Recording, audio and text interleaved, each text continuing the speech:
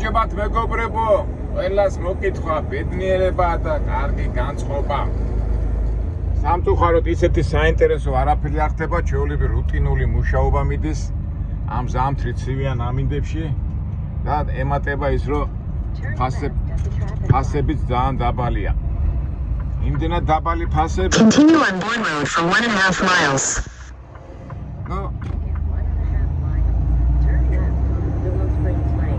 ჩვენ თავარია, რომ იტყვიან ყურები არ დავყაროთ და გავაგრძელოთ რუტინული მუშაობა, იმის იმედით, რომ გამოსწორდება და რა თქმა უნდა ჩვენ თვითონ რაღაცა მოვახლეხოთ ისე, რომ არ დავზარალდეთ. ეხლა მე ავიღებ ტვირთს, რომელიც არ ვიცი ზუსტად რა მიმაქვს ოჰაიოში და ჩვენ ამ დროს რას ვაკეთებთ ხოლმე? თემები ძალიან ბევრი გვაქვს და დღეს ვილაპარაკოთ ლიტერატურაზე ძალიან ჩემი აზრით მაგარი თემა იქნება. მოდი ჯერ ავიღოთ, დავიტვირთოთ და მერე გზაში წავიდეთ და გავაგრძელოთ ჩვენი საუბარი. რამდენი საწყობებია მარჯვნივ, მარცხნივ, უკან. ჩვეულებრივ ამერიკულ სტილში ვართ რა.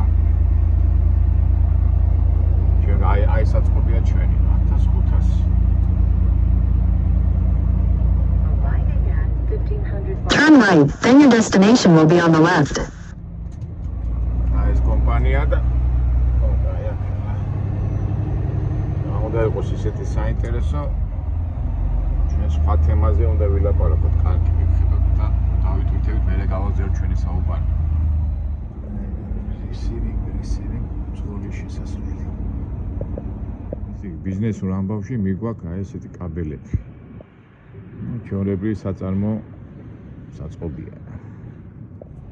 დავიტვირთეთ და წავიდეთ. ეხლა ჩვენ უნდა ვილაპარაკოთ ლიტერატურაზე და სანამ ლიტერატურაზე დავიწყებ ლაპარაკს, მინდა კაი ამბავი გითხრათ ჩვენ ამბავში. მე სულ ამბობ ლიტერატურაზე რომ დავიწყე საუბარი, ავიდა როგორც ხორს ისე მიყურებდნენ და ზოგიერთი ამბობდა რა დროს ლიტერატურა გვაჩვენებს ფული როგორ კეთდება, ის როგორ კეთდება და ალბათ გახსოვთ ჩემი ძველი ვიდეოებიც, რატომ უნდა წავიკითხოთ წიგნი, რატომ უნდა ვიყვათ ეს ლიტერატურა.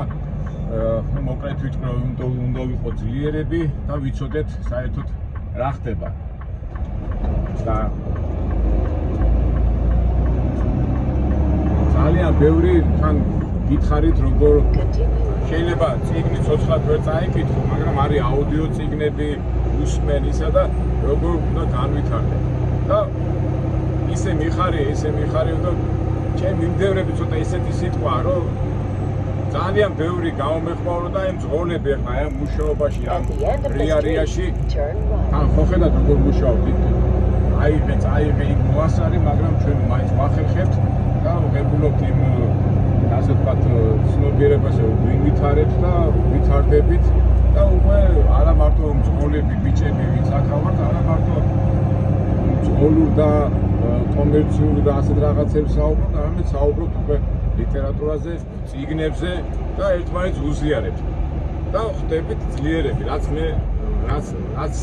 ჩადებული ყვამში და რაც ამაში იგულისხმება, რომ როცა ხარ წიგნიერი და ნაკითხი ხარ ძლიერი და ყველაფერს არქვე თავის სახეს. სამწუხაროდ არიან ხოლმე ახლა მე ხო იცით თქვი რომ მე აღარ მინდა ამ ცუდ რაღაცებზე საუბარი, მაგრამ შეიძლება არის ხოლმე რომ ეს ხო იცით როგორი დრო არის, ყველა ჭკვიანია, ყველა ეს არის და რო გეძახიან შენ შოფერო, შენ ატრიალე, რული და სხვა შენ არაფერი არ გეხება და შენი აზრი ჩვენ არ გვაინტერესებს, იმიტომ რომ შენ ხარ ბნელი, რუსი და ასე, როგორც ხდება, ხო? და როცა არგუმენტებს და ფაქტებს დაუდებ და მაგალითებს ეუბნები, უკვე თვითონ რა აქვს ის რითი გიპასუხოს, როგორ გიპასუხოს, მე გადმოდი შეთევაზე და შეურაცხყოფაზე და ასე შემდეგ, მაგრამ ჩვენ ისთვის გითხულობთ, რომ აი ესეთ ხალხს დაუმკვიდრებია, რომ პასუხი გავცეთ და მიმი ჯინაზე კი არის, არამედ ლამაზები ვიყო და კარგები ვიყო და მე მიხარია, რომ ცოტა გავთამამდები და ჩვენ ძღოლების სახით ვიტყვი, რომ ჩვენც ვართ. აქ ბევრი რაღაცები ვიცით, გვესმის, მით უმეტეს დრო გვაქვს, საშუალება გვაქვს და გკითხულობთ კიდევაც, გებულობთ კიდევაც და არა ვართ მარტო შოფრები და და ცუდი გაგებით ვართ ადამიანები, ჩვეულებრივი საზოგადოების წევრები და ჩვეულებრივი ტკივა გული და ჩვენს რაღაცა აზრი გვეკითხება. ეს ტანკისტი იოპარდო, ამეთ მარჯვენა მხარეს. ეს არის საწარმოო რაღაც. დღეს ახლა უნდა განვიხილოთ მეგობრებო საკმაოდ მაგარი მწერალი და სანამ ამ მწერალზე დავიწყებ საუბარს მე მინდა ცოტა პატარა შესავალი გავაკეთოთ. აი როიწყებ მწერალზე აი თქვა ვაჟავშაველა რო გაიგებ ვაჟავშაველას სახეს გახსენდება უცბად ბუნება, შვილის ნაამბობი, ხო? როიტყვიან ბად ილია ჭავჭავაძეს უცბად პატრიოტული თემები და საქართველოს და ასეთი თემები მოგდის შენ ცნობიერებაში. იტყვი აკაკი წერეთე და უცბად გაგახსენდება ეს სულიკო და ესეთი ლაითი ლექსები. ყველა მწერალი თავისებურად გაძლევს თავის რასაც ის ძირითად გაძლევს ის მოგდის თავში. აი ტერენტი გრანელის სახეს რო გაიგებ, უცბად რატომღაც სიკვდილზე და შავფერებში მოგდის ეს აზრები. ბალზაკზე რო იწყებ ლაპარაკს, რატომღაც გონია აი ვულკანი და აი აუცილებელი ენერგია მოძრაობს, ხო? ბალზამის ისინი რო არის. ვიქტორ ჰიუგოს რო კითხულობ, მის სახეს რო გებულობ, უცბად რომანტიზმი და აი ეს უხეში ძალა, რომელიც სიყვარულში გადადის, ხო? ჟან აი ეს ჩემში ეს ყოველ ჩემში ასია და ალბათ თქვენს მასებია. ნუ მე ვამბობ ჩემს აზრებს. აი მაგალითად დოსტოევსკის რო იწყებ საუბარს, აი თითქოს ვიღაცა ჩაკვდა სულში და ამოგიღო. ან ტოლსტოიზე რო იწყებ ლაპარაკს, დაგუნება და ომი და მშვიდობა და ეს ომის სიტუაცია და ეს ლამაზი სიტუაციები, ხო? ეს კი ისეთ გამდა ყველა მწერალს აქვს თავისი ასე ვთქვათ შარმი. ეხლა ჯეკ ლონდონს რო გაიგებ, უცბად ეს ამერიკული პოზიციები და ისინი გახსენდება. ნოდარ დუმბაძეს რო ეთქე, სევდანარევი იუმორი, ხო? და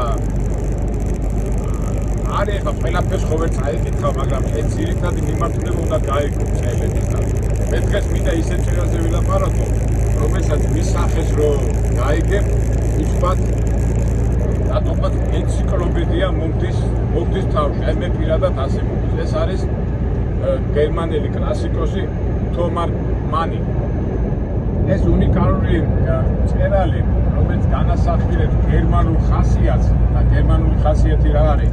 შრომის მოყოლეობა, შრომა და იმდენი მიღებული წიგნებია დაწერა ძალიან წელთანიანები, მაგრამ მე ვთქვარ რომ ახლა ვარი ის კითხულობ რაღაც ისტორიის ინფორმაციის მიღებისთვის, ფილოსოფიური, ზოგი გართობისთვის, მაგათ ის კითხვა გართობის ცოტა ისეთი რაღაცა, მაგრამ ნუ მაინც ლაიქა და რაღაც ის დროის გასატარება. ყველას აქვს თავისი ის განიშნულება, მაგრამ თომას მას რო კითხულობ, არის სუფთა ენციკლოპედია. აბსოლუტურად ყველა თემას ეხება, შეიძლება ვერ გაერთო, შეიძლება ასე ლაითა და თავისუფლად ვერ წაიკითხო, მაგრამ აუცილებლად უნდა მიიღო, აი როგორც ენციკლოპედიას რო გადაშლი და მთელი ინფორმაცია მიიღებ, ასეა თომას მანის შემოქმედება. მოდი ახლა დავიწყოთ თვითონაც საინტერესო პიროვნებაა, იმიტომ რომ ახლა მოგეხსენება მწერალი ყოველთვის თავის შეცდომებს და თავის გადასულიმებს ედებს თავის რომანებში, მაგრამ ეს განსაკუთრებით საინტერესო პიროვნებაა და დავიწყოთ თან მე ბიოგრაფიასაც მოვყვები და თან რა წიგნები დაწერა, რომელიც ჩვენ აუცილებლად უნდა წავიკითხოთ, შეიძლება გაგიჭირდეს, შეიძლება ის, მაგრამ როგორც მაგალითად წიგნი რო წაიკითხო, აუცილებლად უნდა ისწავლო ალფავიტი, აი მე ასე მიმაჩნია, აი რაღაცა გაიგო ამ მიმდინარე მოვლენები, ფილოსოფია, მუსიკა, ლიტერატურა, ცისფერობა, ომი, ფული, აი ყველაფერია და ამას ახლა დავიწყოთ ჩვენ ასე ნენელა გადმოგცეთ ისეთ მას ვიდეო. ზოგიერთ წერას უმართლეს კიდევაც, იცით რა არის, ადამიანი რო წერს, აი ხო გაგებიათ რამდენი მწერლები არიან, თუ არა შესაძლებლად თუ არა და იძულებულები არიან დაამუშაო, ფიზიკურად დაიხარჯა, უბრალოდ ელემენტარული საჭმელი რო გააკეთო და თავის ნიჭსა იმას თუ არა რომ გაგკეთო და მაინც ახერხებენ, ხო რამდენი ეხლა. შტატო მაგათ დამსერება, მაგრამ თომას მანი მახსოვს ძალიან ასეთი ნებიერი პიროვნება აღმოჩნდა, იმიტომ რომ ის დაიბადა გერმანიაში, როგორც მახსოვს 1875 საკმაოდ დიდარი ფაბრიკანტის ოჯახში. 4-5 დედმამიშვილი იყვნენ, რომელთაც არაფერი არ აკრათ, ბავშვობა მშვენიერი ყველაფერი და აი ის რასაც ქვია მატერიალური და ფინანსური პრობლემები ამ ოჯახს არასდროს არ აწუხებდა. აქედან გამომდინარე მან მიიღო საკმაოდ კარგი განათლება და არაფერი არ აკრა.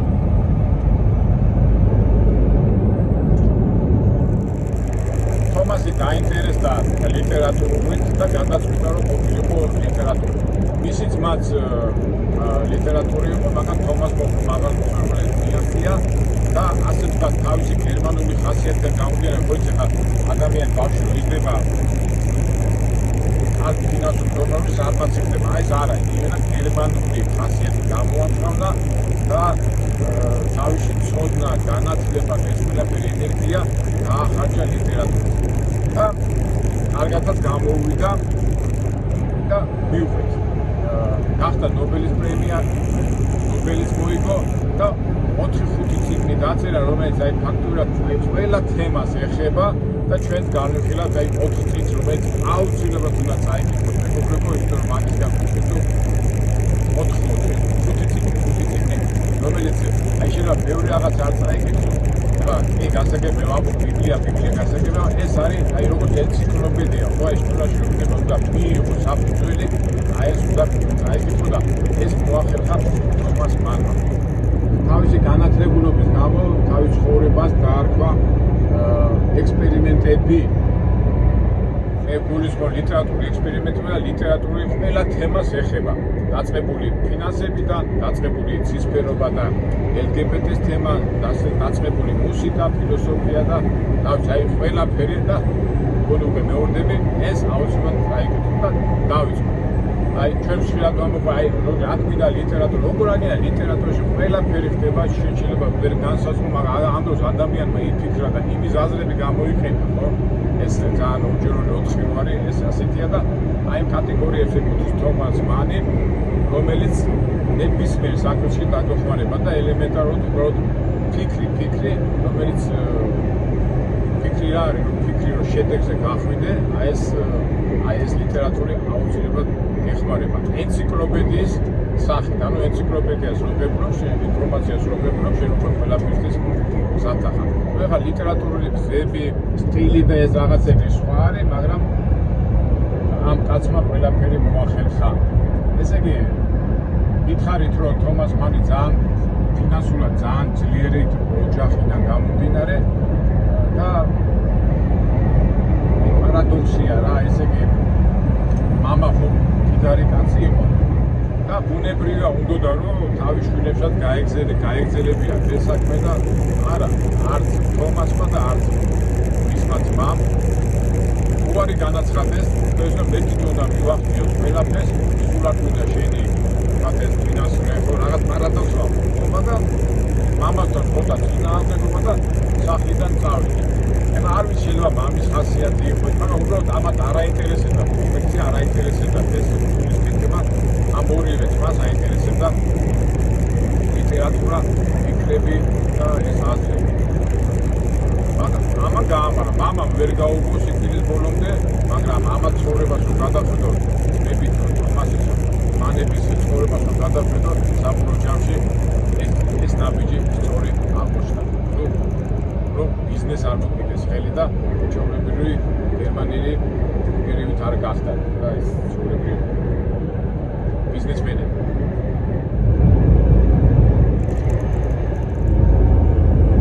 მე წეღანად კი 4 წიგნი უნდა განვიხილოთ, რომელიც 5-ვე წიგნი სულ სხვადასხვა თემა და აი ეს არის მისი უნიკალობა, რაც წეღანად კი. ესე იგი, პირველი წიგნი თომას მანმა დაიწყო დაწერა 21 წლის ასაკში და 25 წლის ასაკში დაამთავრა, ეს არის ბუდერბროკენი. აი ვისაც უნდა ხო მეუბნებიან აი ფული როგორ უნდა გააკეთო, რანაირად გააკეთო, რა მოძრაობებია. აი ამ წიგნს რო წაიკითხავთ ადამიანი ძალიან კარგად დაიჭეს იმ თვისებებს და იმ უნარებს, რასაც ჭირდება ბიზნესი. თან წამოდგა 21 წლის ასაკში. ეხლა მაგან ეს სიუჟეტი როგორია რა, არის ასეთი გუნდენბროკი, რომელიც პირველი გუნდენბროკი გვარია რა, ესეთი ოჯახია, რომელიც ფული იშოვეს და ეს მომენტები ის აქციებზე მიყვა გაკვდა ნაპოლეონის დროიდან მოდის ხორბას და ბიზნესი ზოგადად განიხილება და თავისი წვრთანი იმეებით მთელი წიგნი მიყვება, მაგრამ ხო იცი მე ფული მოდის, მე ფულში სასახლეები, გამდიდრება, გამყოტრება, ურთიერთობები, ეგ სიტყვით აი მართალია დიდი წიგნია, თომას მას პატარა წიგნები არა, 800-900 გვერდიანებია, მაგრამ ღირს ჯობია ენერგია დახარჯო, წაიკითხო და ეს მიიღო, იმიტომ რომ დიდი მარაგია ინფორმაციის. ბუდერბროკებში მე როგორ არის ეს ოჯახი გაძლიერდა 200 წლის განმავლობაში მიდის ეს ყველაფერი გამდიდრება, მაგრამ საბოლოო ჯამში ისე მოხდება, რომ ეს ოჯახი და ეს ფინანსური ასე თქვათ ოჯახური დაინგრება. ეგ მიზეზი ეს უნდა წაიკითხე, მე ასე მოკლე იმაში ვერ ვიტყვი და ამ წიგნი რო დაწერა 25 წელს მე ამაში მიიღო ნობელის პრემია და ფაქტობრივად ეს წიგნი რო დაწერა თვითონ თომას მას უკვე ფინანსური პრობლემები არ ქონია, ამიტომ მას მიეცა საშუალება ყველანაირად ასე ვთქვათ ჩაფრულიყო ლიტერატურაში. წიგნი კარგად იკითხება, ეს აზარტული თემები, ხო იცი ფულის აღება ძალიან მაგარია, მაგრამ მე გადადის ფილოსოფიაში და ცოტა ფული წდება, რომ ეს ოჯახი იქნება. სამწუხაროდ თუ საბედნიეროდ არ ვიცი თომას მას ეს მოხდება სულ, აი თომას მაგის ერთ-ერთი დევიზი იყო, რომ ევროპას ევროპის ბოლო მოდის, მაგით ფაშის უკავშირდება, ამაზე მე ჩვენ ქვემოთ ვილაპარაკოთ. ესე იგი, აი ეს მოხდება რაღაცა ენერგიით იწყებს ეს, მაგრამ ბოლოს მაინც თავდება რა. ასეთი აზრია, ესე იგი, მაგას ყოველთვის ამბობს, რომ ესე იგი ყველაფერს აქვს ბოლო რა. არ ვიცი ეს უკვე თქვენ რო წაიკითხოთ, თქვენ თუნდაც გამოიტანთ დასკვნას. ეს უბრალოდ ჩემი პირადი თქვენ თუნდაც გამოიტანთ დასკვნას, ეს ჩემი პირადი აზრია. რომელსაც მე პირადად ახლა არ ვეთანხმები, ახლა ის ლიტერატურის ყველას აქვს თავისი უფლება თქვა, თავისი აზრი, მაგრამ ეს პესიმისტურად უთავდება ეს თავისი რომანები. Keep left to I-76 West.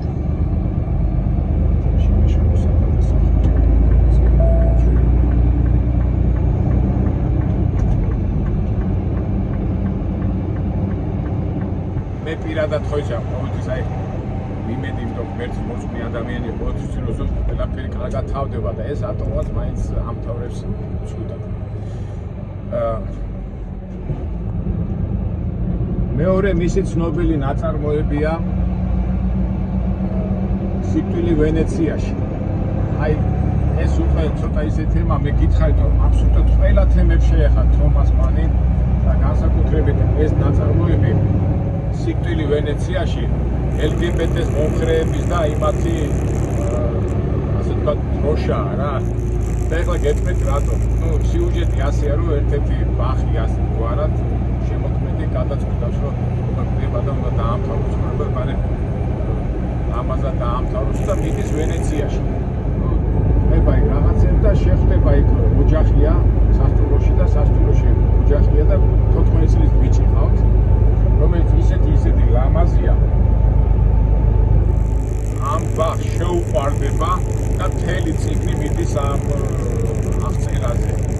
ვიმეფით რა არის ჰომოსექსუალური ნებები კაცის მიმართ ტოლვა და აღწერილია ძალიან მაგრამ იცის რომ არ შეიძლება იცის რომ არ არის კარგი მაგრამ ვერ იკავებს თავს და აი ეს წიგნი აქვს სამაგიდო წიგნად ჰომოსექსუალისტებს.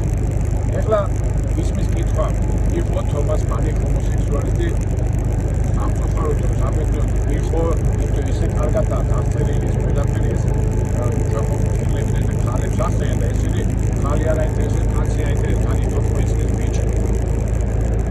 საერთოდ შემოქმედ ხალხს, რომელსაც აი სილამაზის მიმართ და უდრეკილება გაღწევის, უმეტესი მწერლები თქვა ძალიან ბევრი მწერალი და ეს ჰომოსექსუალური თვისებები აქვთ.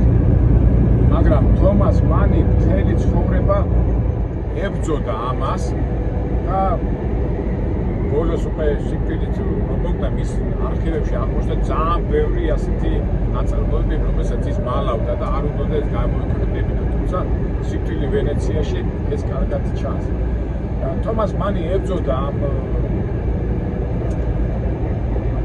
სოდომისტურ ცნობებს და დაზლია კიდევაც მოიყვანა ცოლი, აი რო ამბობენ ხოლმე ეს შეუძლებელია ამას ვერ გადალახავით მეთქმა შექმნა ასეთი და ჩვენ როგორ განვიხილავთ მაგას როგორც ცოდვას, რომელიც შეიძლება დაფარო და გადალახო ეს თომას მანმა თავისი მაგალითი დაამტკიცა კიდევაც. მან მოიყვანა ცოლი და ცოლთან ჰყავდა 6 შვილი. საკმაოდ ბედნიერი და ლამაზი ცხოვრება განუა მეუღლესთან ერთად. მაგრამ მას ჰყავდა ერთი შვილი კლაუსი, რომელიც ებრძოდა ამ ცოდვას, მაგრამ მან რეჟისორი რაღაცა და ვერ გაუძლო და თავი მოიკრა. მან ისეთ მამიდა ამით, რომ აი მე წეღანაცოლე ექსპერიმენტებს აკეთებ და ესე იგი ჰომოსექსუალურ თემებს ესეც შეეხო თომას მანი და როგორ გამოვიდა, რა გამოვიდა, ესეც თქვენი შესაძლებელია, მაგრამ ლიტერატურული მხრიდან ძალიან მაგრად გამოვიდა. თომას მანი აი როგორც ექსპერიმენტატორი ითვლება, იმიტომ რომ თავის ახალგაზრდობაში იცვლებოდა ძალიან კონსერვატორად, მერე გადავიდა ლიბერალობაზე, მერე აგრესორადაც გამოვიდა, იმდენად იცვლება თავის პოზიციებს. აი პირველი მსოფლიო ომი რო დაიწყო გერმანიამ ამათ ამართლებდა. ძმაც შეეწინა როგორ ომსო, როგორ ამართლებდა. არა, აი ხარო არიან ჩვენთან. რუსეთის დედა, რუსეთი აი ესეთი ამბებში იყო რა, მაგრამ მე რო გაანალიზა, მე პირიქით დაუპირისპირდა ამ ომის და ურაპატრიოტობას და უკვე მე ბიოგრაფიაში მე უკვე ჰიტლერს დაუპირისპირდა და იძულებული გახდა ომის გამო გერმანია დაეთო წასული შვეიცარიაში და ამერიკაში და გამოვიდა ესე იგი პირველი ურაპატრიოტი და გახდა მე რეალისტი და პატრიოტი. ფაქტია რომ ფაშისტური გერმანია დევნიდა, მის წინებს წვავდნენ, თორე წინააღმდეგობდა ომს და ურედურებას. მისი ყველა ნაწარმოები, ყველაზე ცნობილი ნაწარმოები, მაგრამ მე რომ ვკითხო, ყველა ძალიან მაგარი ნაწარმოებია, მაგრამ ყველაზე ცნობილი არის ჯადოსნური მთა.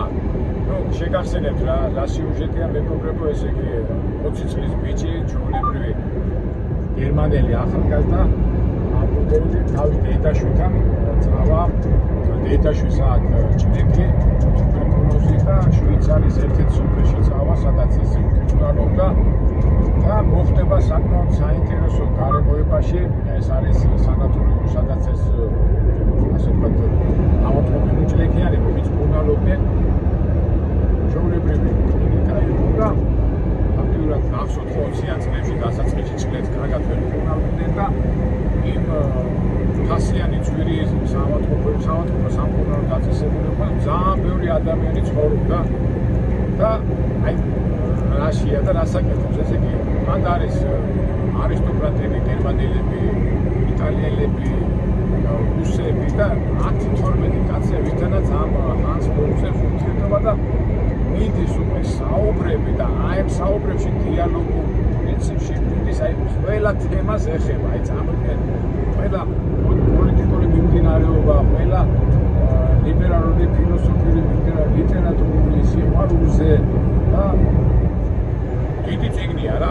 ორი ტომია, 1000 გვერდამდე თუ რაღაცა ძალიან, მაგრამ აი ღირს კითხებ, თუ აი ფაქტურად ჩვენ ხო სუფრიკო და კითხვა და ამ დიალოგებში ზოგი კონსერვატორია, ზოგი ლიბერალია და მიდის ეს პროცესები და ყველა თემებს ეხება, წამოვიდა რელიგიური თემებიდან, სისხლობიდან, სიყვარული, მე თავის მომლაცავი რაინდობა, ვაშკარობა და აი ყველა თემას, რაც კი ადამიანს თავში მოდის, იქ ამ წიგნში არის სულ ამ დიალოგების სახით და მას ისე მოიწონება, რომ ორი კვირის ნაცვლად იქ დარჩება 2 წელი და ფაქტობრივად აი ეს თავის ენციკლოპედიას მე რო ვამბობ, რომ თომას მანი ენციკლოპედია, მეთქი ერთ-ერთი ენციკლოპედიური ცოდნა ამ ჯადოსნურ მთაშია აღწერილი. ეხლა კი ვიცახი, რომ ძნელი დიდი წასაკითხია, მაგრამ მე პირადად ორჯერ მაქვს წაკითხული. აი როგორც აი გაკვეთილი ყველა თემებს ეხება და თან ევროპული აზროვნება, ხო ევროპული, რა ვიცი, აბსოლუტურად რაც კი თავში, რაც კი ფილოსოფია, ყველაფერი იქ არის განხილული. საბოლოო ჯამში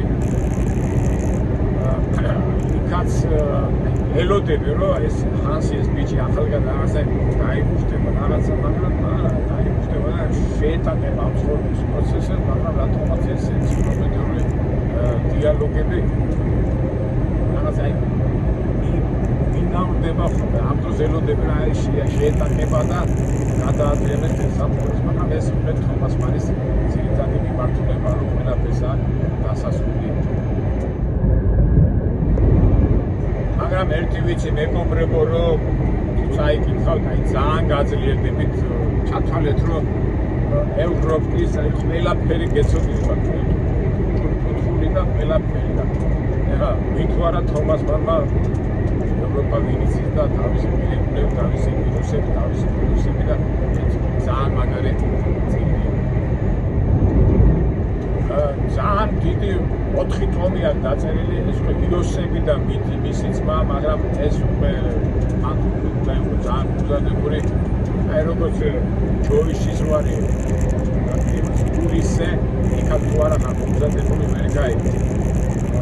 ბევრი მაგათი იწყებს იოსების ეს ბიბლიური თემა, ხო იოსები და ემეთში რომ მოიშორებენ ძმები თემა და მძიმე წასაკითხია, მაგრამ იქ ხელა სხვა ინფორმაცია ამ საწუნეულ და რელიგიურ თემებზე, რომ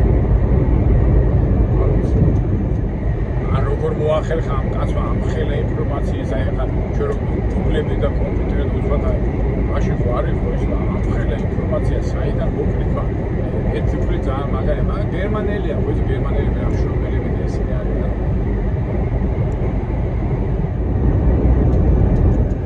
მე წავიკითხე, მაგრამ გულათქე მეც გამიჭირდა, კაი დიდი ენერგიის დახარჯვა მომიწია, რომ გონების იმის რომ აი ეს აი ცოტა ჯოისის ტეჩი რა, მაშინ გავსო ხო 20-იან წლებში ჯოისი, ჰერმან ჰესი და აი თუ არა ხარ უზადებული შეიძლება პრობლემები ვერც გაიგო, ამ დროს ძალიან დიდი ნაწილი.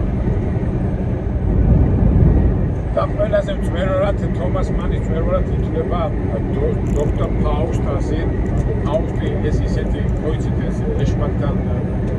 ეშმაკთან ასოცირდება გოეთედან გამომდინარე მინდა რომ წარმატებას ფაუსტის ხათაშოი ძალიან 4-5 კაცი აქვს დაწერილი, მე არც ვიცოდი ეს გოეთე ხო ცნობილია და ამასაც, მაგრამ გოეთე გასულ ხო ის ექიმია და ეშმაკთან ხელს მოაწერს რომ წარმატებას მოასწროს მიაღწიოს და აქ უკვე თომას მანის ფაუსტაში აქ არის უკვე მუსიკოსი ანდრიან ლუბრეზენი, რომელსაც უნდა რომ მუსიკაში წარმატებას მიაღწიოს, ესეც ეშმაკთან ხელში წარმატებას მიაღწიოს, მაგრამ უკვე თომას მანი არ მიადგა ფილოსოფოს, მიადგა მუსიკოსს, ესე იგი კომპოზიტორს და ისე კარგადაა აღწერილი, მანდაც თუ არ იცი, აი მაგალითად კონსერვატორიის სტუდენტმა აუცილებლად უნდა წაიკითხოს ეს ციგნი, იმიტომ რომ აი ყველაფერი ნოტები, სიგები, გამები, რავი, ხმები, აი ყველაფერი აღწერილია.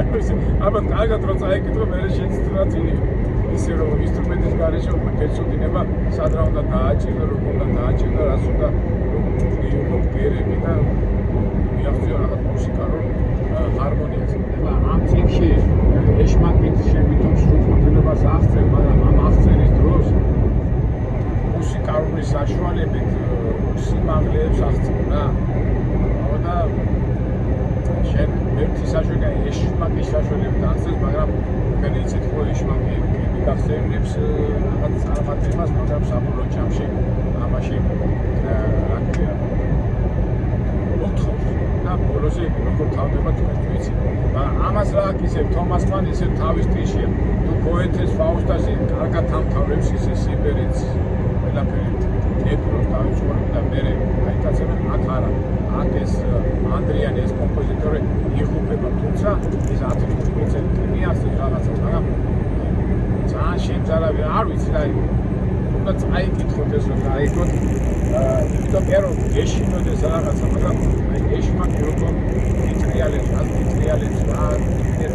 ძალიან მაგარია მაქრე აბსოლუტურად სპეციალური ხოდა თომასი კლავს ამას და აუტასი აუტი პოეტის ოპტიმისტური რაღაცა ესეც უკვე შედარების ამბავია მაგრამ რა თავარია ეს მუსიკალური ენციკლოპედია ფოტოშოის თომას მანი რო წერდა ამ ტექსტს ვერც ეს და გამოვიწყდა სასახლის კომპოზიტორი და მის საშუალებით წერდა ამას მაგრამ ძალიან მაგრა გამო ეხლა კიდევ თომას მას ბევრი რაღაცებია დაწერა აი ეს 4-5 წიგნი არის ყველაზე ძირითადი რომელსაც გაიგებ თომას მანის ხასიათს და ბუნებას მაგრამ საბოლოო ჯამში მისი მასე ეხლა ზემოთ რო თქვი რომ ხდება ის რომ ყველაფერი თავდება ცუდად და მიუხედავად თორმატებისა და ფაშიზმის პროპორციაციას ფაშიზმის იწერებოდა 1965 წელს და რომ ევროპას მაინც მოძებს დასასრული ეს უკვე თოემეს მეუთა გავიზახე მართლა მასე ეს თომასის ის ხედვა მაგრამ აი როგორც ლიტერატურა როგორც ამცენ არის ძალიან ისტორიული და ძალიან ენციკლოპედიური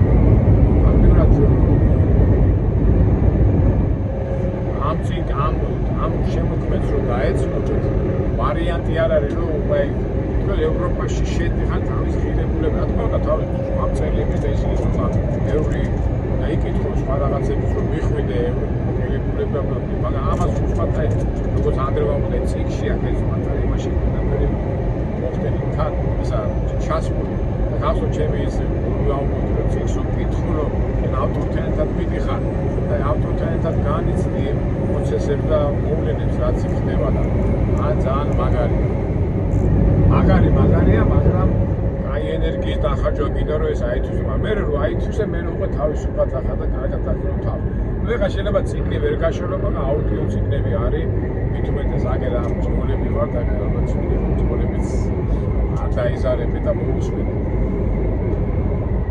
მოусმინეთ და იქნებით ძალიან ძლიერები ამას უკვე მე ვიძახი და არა მარტო მე ფაქტია რომ ამდენ ადამიანს უნდა რომ აი ამდენი ჭკვიანი მიჭირი ადამიანია გარემოება არ აძლევს მაგის საშუალებას გამოამშვა აი თომას მას ყველანაირი საშუალება მიეცა და მაგაცმა გამოიყენა და კიდევაც გამოვიდა ლიბერალიდან დაწყებული კონსერვატორი გახდა ცისფერიც იყო და აბსოლუტურად რა ვიცი ყველაფერს ეხება და რა ვიცი ნახეთ და არ დაიზარო დამიჯერეთ დღეში 1 საათიც რომ დავუთო 50 გვერდი რომ წაიკითხა თომას მანის შემოქმედებას სამ თვეში დაამთავრე და დამიჯერეთ ძალიან მაგარი ხალხი განათლი რომ ათვისმობერად იცნობ თავს და მიმდინარე პროცესები რა ხდება მშობლიაში ადამიანი ამასაც ყველაფერს გაიგო ესე მოკლედ და კონკრეტულად შოფრულად აგეთ მეგობრებო დაგემშვიდობებით ასეთ მოკლე იმაში გადმოგეცით თომას მანის ისა მაგრამ რიგში აუცილებლად თქვენ უნდა წაიკითხოთ თქვენ შეიძლება გარჩევები წაიკითხო ის წაიკითხო მაგრამ შენ თვითონ რომ გაანალიზებ იმას მაინც სხვა კარგად ამა მეგობრებო დაიკითხეთ თომას მანი და ჩვენ გავაგზავნოთ ჩვენი საქმე და შევხვდეთ მოყვარ საინტერესო ვიდეოებში მეტია რაღაცა საინტერესო